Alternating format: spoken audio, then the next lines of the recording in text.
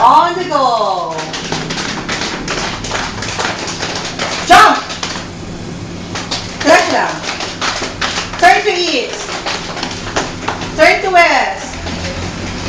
Okay, paddle. Paddle.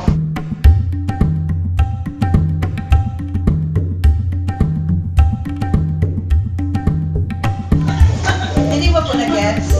Ibig sabihin, sir, babaguhin ko yung number ko. Babaguhin ko yung number ko. Yeah. Ayan, yung change.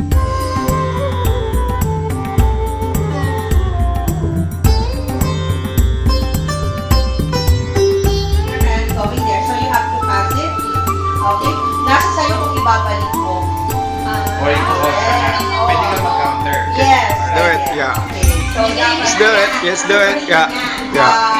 Actually, pwede ka doon. Dito kasi sa ginagawa natin na doon, may aya. Merong aya. Okay, let's do that again. The importance of the two fingers. So, avoid using fireworks and firecrackers. Okay. That's a good one. Represent the lead of flashcards. Once the set of numbers is being recorded, in their speed test notebook, the number of flashcards they were able to visualize will be checked. Each team will get 1 point for each correct number. Afterwards, the second team is the one that has shown about the abacus. It's one of the oldest tools for putting numbers together or computing or adding or subtracting. And then the beads at the bottom are what you call lower beads. So this is the answer bar in the book. Aloha math, we're going to use an abacus. So each one of you have your own abacus. Yes. Morning. Morning, teacher Ako. Okay, pag mag-add tayo ng the place value first. Okay, this one is for the ones, tens, hundreds, thousands, and so on. Starting from the left, we have the ones, we have the tens, hundreds, 1,000, 10,000, and then 100,000 and million, and so on and so forth.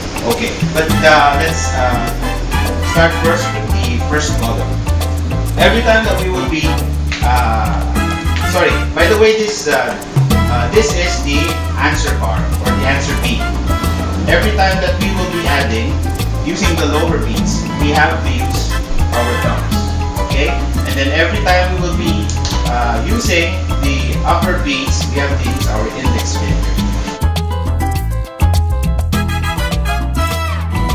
Actually, there are different types of abacus, but this is the type of abacus that we're going to use. This is called a Soroban abacus. Can you say that? Soroban abacus. Okay? So, we're going to use our Index finger. All 4 beads. Lower.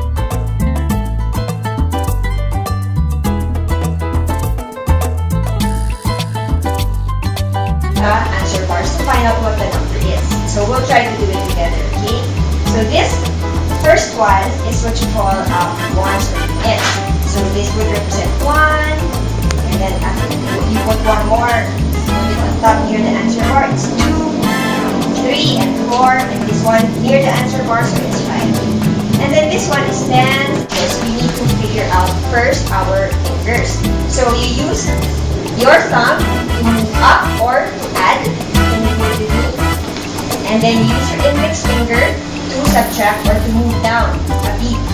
Okay? That's On the right. lower bead. On the lower bead, yeah. So if you want to put up number 1, use your thumb, lift it up. And if you want to subtract 1, use your index finger and move it down. So let's try it together. So 2 plus 1